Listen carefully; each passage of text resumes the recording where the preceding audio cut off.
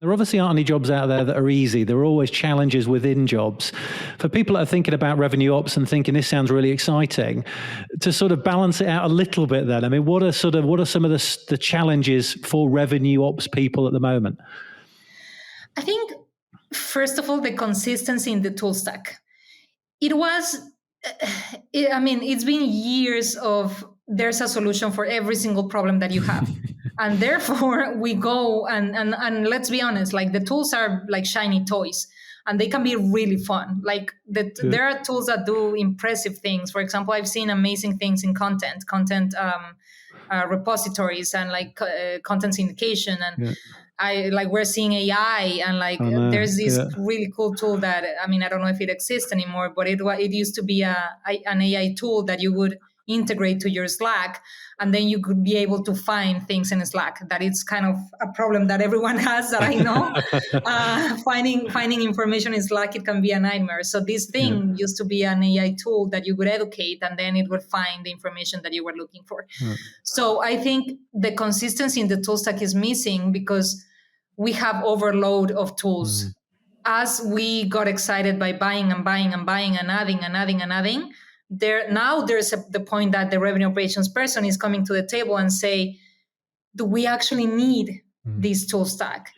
Is it actually functioning towards the customer rapport that we want to build? Is it, or on the other side, is it enough? Do we need to buy more? How is the budget working around that? So I think, that's the first one. And then the other one, and I already touched a little bit on this, I don't think we're doing enough negative forecasting. And what I mean by negative forecasting is, have we spent time going through why are we losing deals?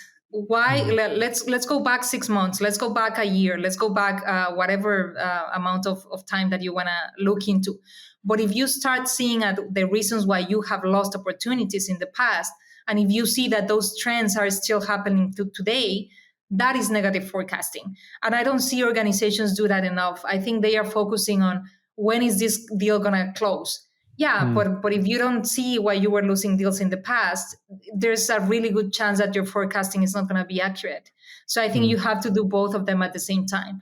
And then the last one, which is always going to be a pain, I don't think there is someone that has the rules of engagement on like how do you really achieve alignment. I think you can start by putting the right people in the right place, and that's something that, for example, at my organization, I'm learning the hard way by saying, do you really need to be in this room? Yes or no?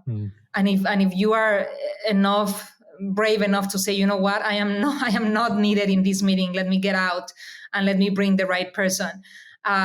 That's something that takes a lot of bravery. I couldn't describe it in another way because there's a lot of politics in many companies.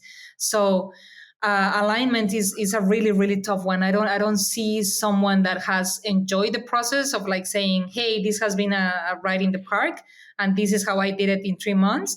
No, I haven't till today. If there's someone that has done that in 3 months, please come to me because I'm gonna need. I'll buy you lunch and drinks and every type of thing that you might want. And going back to your negative forecasting then, do you think that's because companies just aren't doing those sort of win-loss interviews in the first place then? Or do you think because those win-loss interviews perhaps sit with product marketing and then maybe other teams, or maybe they're being done and just not looked at? No, I think you're right, Matt. It's because they are not being done. We don't talk to our customers often because we are very, very focused on the product and how to make new features and how to push it with the right messaging. But all these things need to be connected to feedback that comes directly to the customer. So that win-loss interview doesn't really happen often.